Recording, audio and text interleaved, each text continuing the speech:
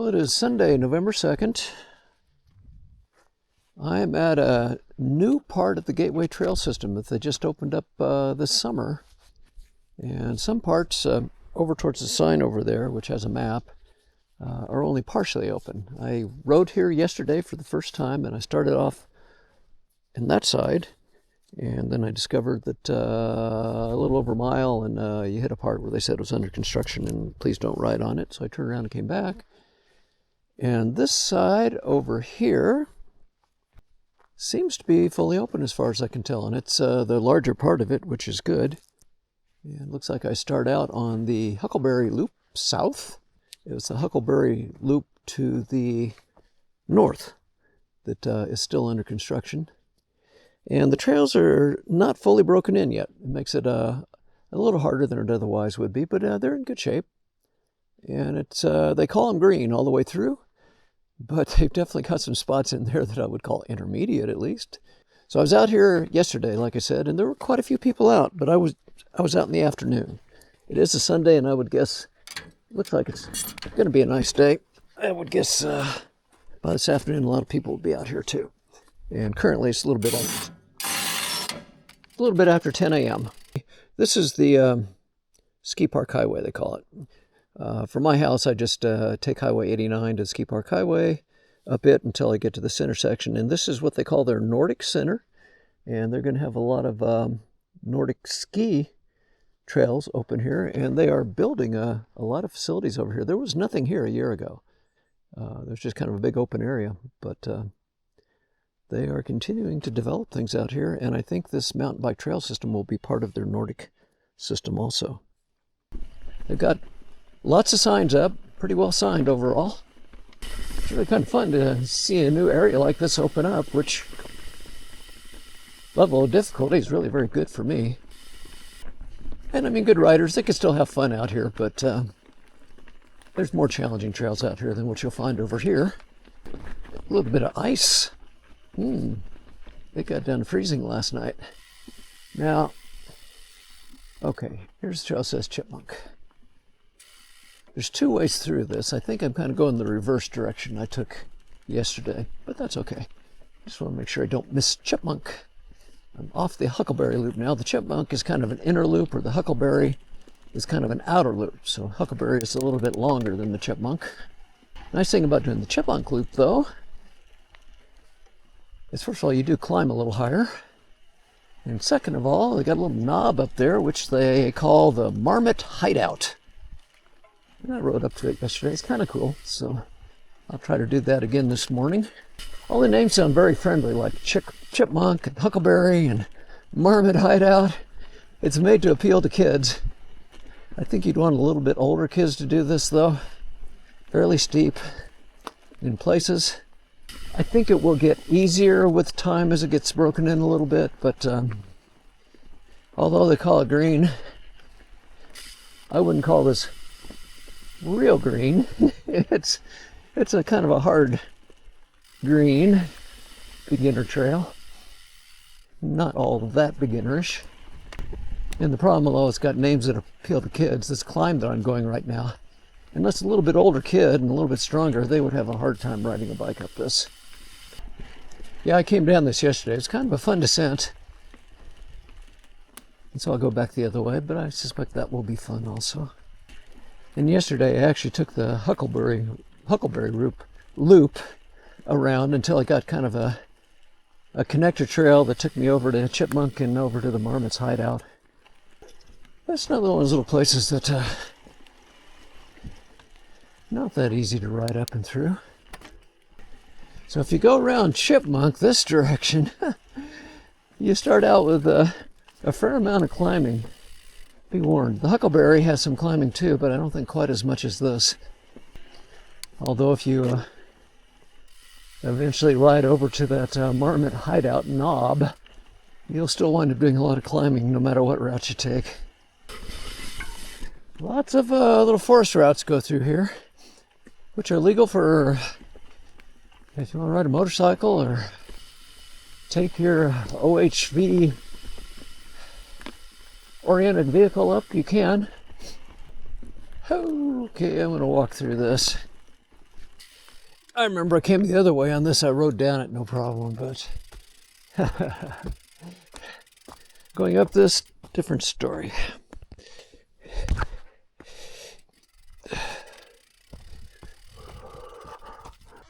Yeah, riding down, that's easy.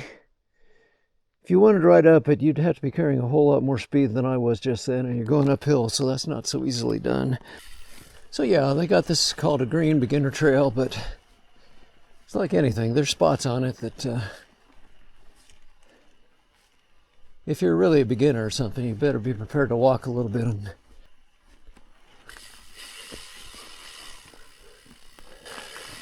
Okay, this is where you go up to the Marmot hideout. I say that. It says still Chipmunk, but I think up here, this connects up then to the Marmot hideout trail. I think it's probably that same forest route that I crossed over a minute ago. I don't know how well the camera shows it, but I mean, this trail it's got some great grade to it. It's fairly steep. And if it looks like I'm going up this easily, it's just because I do have an e-bike that I'm riding. Even so, when I looked at my stats for the ride yesterday, my heart rate was up there pretty high. I got over 160 in places, spent a lot of time in the 150s. So if you think you can't get a workout on an e-bike, think again. I expect that I'm still on track to make it to that Marmot hideout because I'm climbing. And that knob is kind of the highest point in this whole set of mountain bike loops. So up, up, up. That's an old forest route, but it doesn't look like they allow people to drive on it anymore. No tracks. Oh boy. Another one of those spots where I'm walking through this. Oh, could somebody ride through this? I'm sure they could.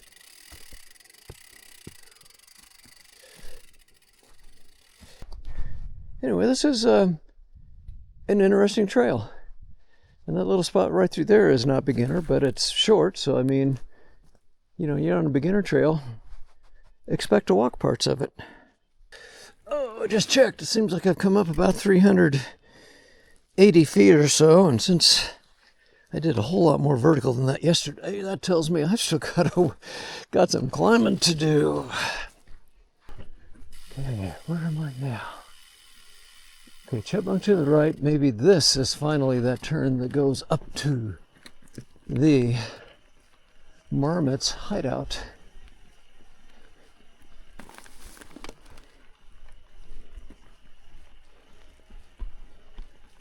All right.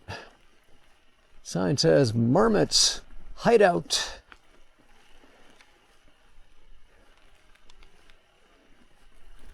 It isn't real far up here, but it's, as you would expect, a good climb. So I've got a grandson who is 4 years old now. I'll be watching his development. And as the years go by, I will get to see at what point he might be able to do something like this. I'm just sure with his parents, he'll be into biking and mountain bikes. Yeah, so I'm grinding up this in first gear with my electric e-bike. Yeesh. Well, honestly, I don't use first gear all that often on this bike. It gives you an indicator. It's a pretty good climb. Again, another first gear to grind that out.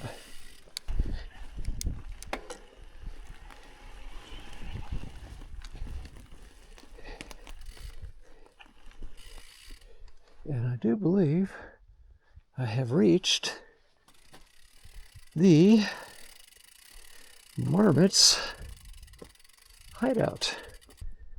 I will take an extra minute or two, walk up and look at these rocks. I would guess that's the hideout.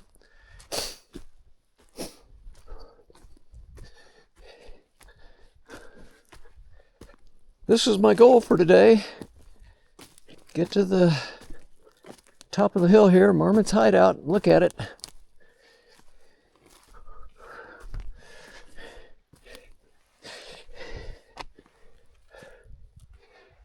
And again, if you've got a little bit older kid that's strong enough to make it up here, I think they would have a good time. It's kind of cool.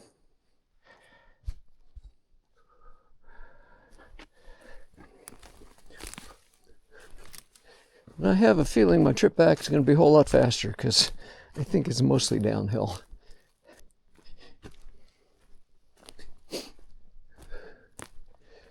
Cool spot anyway. I like this. I've gone 2.36 miles. So somebody wants to hike up here going the route I took. That's how far it is. And I'll go back the other way and we'll see how far it is that direction. It says I've ascended 548 feet. So I was more than that yesterday, but I didn't take quite the same route. There's a lot of kind of up and down hills here, which will keep adding to the ascent. And so even though I'm going mostly downhill, I'm sure that ascent number will go up a little bit.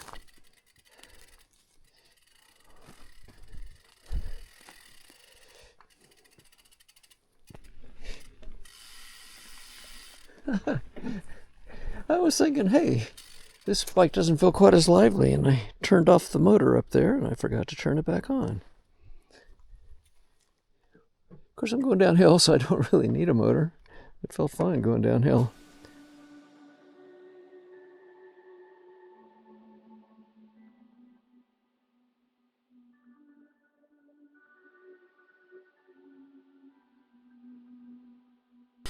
And I'm back to Chipmunk.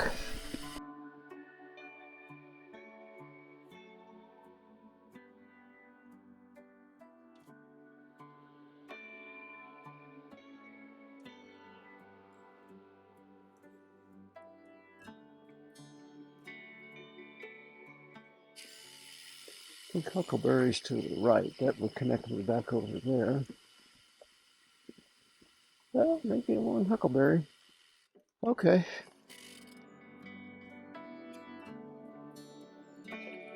Nice that they have signs periodically located out here.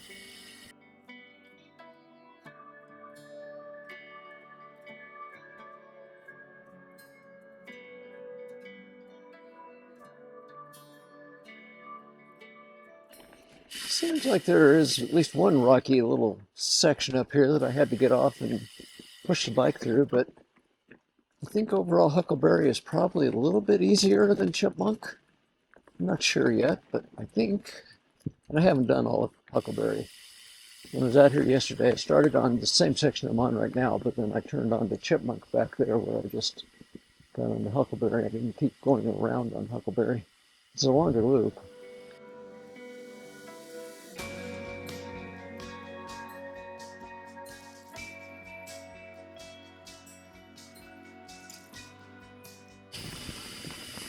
So far, at least, this part of Huckleberry is not as steep as a lot of the Chipmunk stuff was. Still kind of sad. I lost so much of the summer recovering from the knee surgery, but on the other hand, I am riding so much better. I couldn't ride at all before the knee surgery. I think I quit my mountain bike 5-6 months before I had the surgery just because my knee wouldn't stand up to it. And now I'm out riding again, so that's awesome.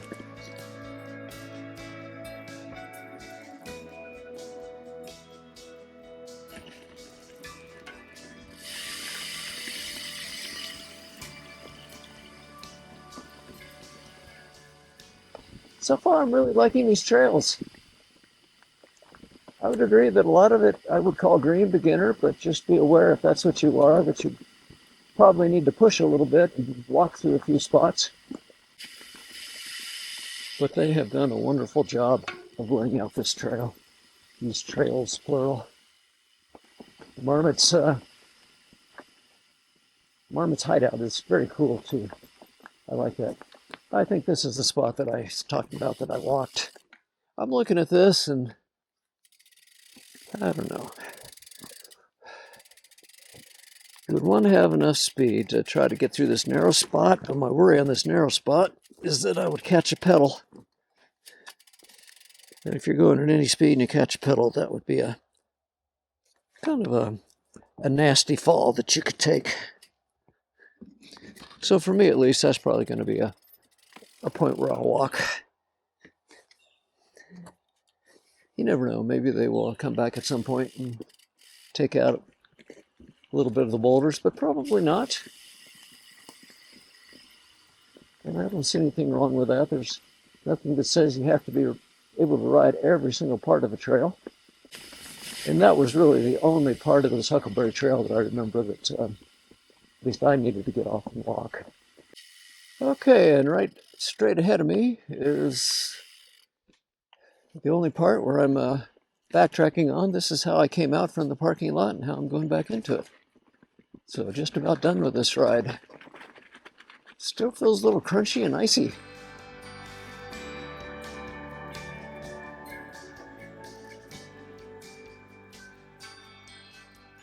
So after I load up the bike, I'm going to walk over and look at those facilities just a little bit and just see what they're doing. So my stats, 4.6 miles and about 590 feet total vertical ascent and descent. Well, I'm going to walk over and take a look at the sign over there as well as the facilities over there. So I'll turn the camera around and face that way. Nordic Center Trailhead, and then the Gateway Trail System on the left side. I looked at this yesterday, but I wasn't making a video then.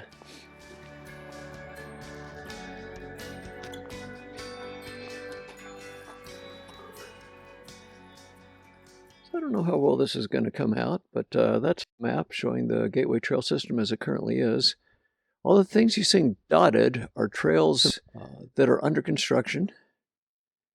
And the blue is intermediate. There are a few blacks there for expert, and the green. Where I am right now, well, you can see it says I'm at this Nordic Trailhead. These are all green. They're all dotted, saying they're under construction, but they opened it. We saw it in the summer. And this map is as of February 29th, 2024, so the map's getting a little bit old. And it says learning zone trails are open.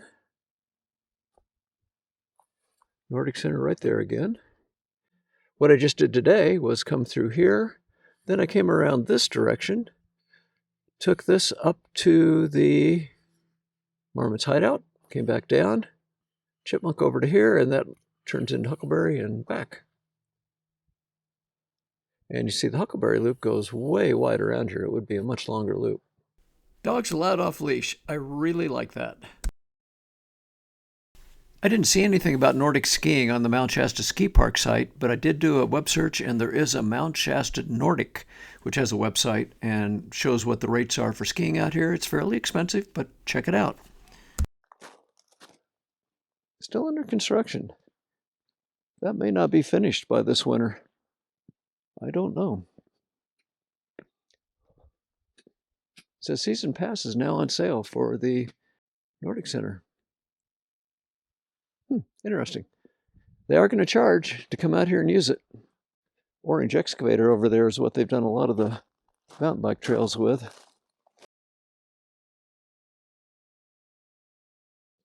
They built this. I wonder if these are functional. They look brand new and been used a little bit. Okay. Joline and I have Nordic skied before, but we don't even own Nordic skis anymore.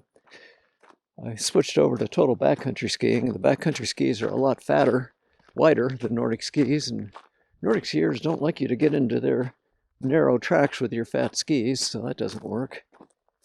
And my understanding is they'll have some skate skier trails out here too, and for sure they don't want...